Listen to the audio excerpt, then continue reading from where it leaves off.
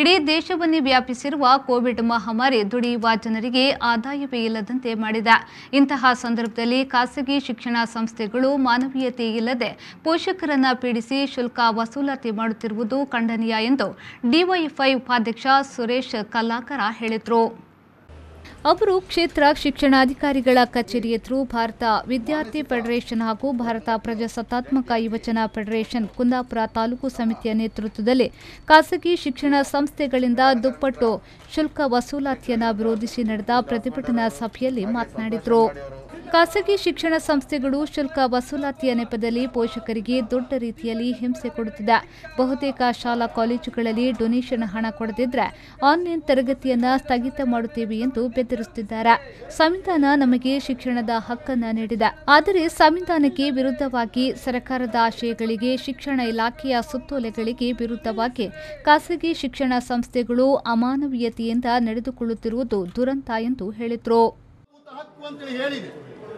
ಆದರೆ ಸಂವಿಧಾನಕ್ಕೆ ವಿರುದ್ಧವಾಗಿ, ಸರ್ಕಾರದ ಆಶಯಗಳಿಗೆ ವಿರುದ್ಧವಾಗಿ, ಶಿಕ್ಷಣ ಇಲಾಖೆಯ ಸುತ್ತೋಲೆಗೆ ವಿರುದ್ಧವಾಗಿ ಇವತ್ತು ಖಾಸಗಿ ಶಾಲಾ ಶಿಕ್ಷಣ ಸಂಸ್ಥೆಗಳು ಇವತ್ತು ಈ ರೀತಿಯಾಗಿ ನಡೆದುಕೊಳ್ತಾ ಇರೋ ವಿರುದ್ಧ ನಮ್ಮ ಶಿಕ್ಷಣ ಅಧಿಕಾರಿಗಳು ಆ ಶಾಲೆಗಳಿಗೆ ಹೋಗಿ ಅವರ ರಿಜಿಸ್ಟರ್ಗಳನ್ನು ಚೆಕ್ ಮಾಡಿ ಯಾರು 70%ಗಿಂತ ಜಾಸ್ತಿ ಶುಲ್ಕವನ್ನು ವಸೂಲಿ ಮಾಡಿದ್ದಾರೋ ಆ ಶಿಕ್ಷಣ ಸಂಸ್ಥೆಗಳ ಮೇಲೆ, ಶಾಲೆಗಳ ಮೇಲೆ, ಕಾಲೇಜಿನ ಮೇಲೆ ಕಠಿಣ ಕ್ರಮವನ್ನು ಜರುಗಿಸಬೇಕು ಅಂತೇಳಿ ಹೇಳಿ ನಾವು ಇವತ್ತು ಒತ್ತಾಯವನ್ನು ಮಾಡಲಿಕ್ಕೆ ಇಲ್ಲಿಗೆ ಬಂದಿದ್ದೀವಿ.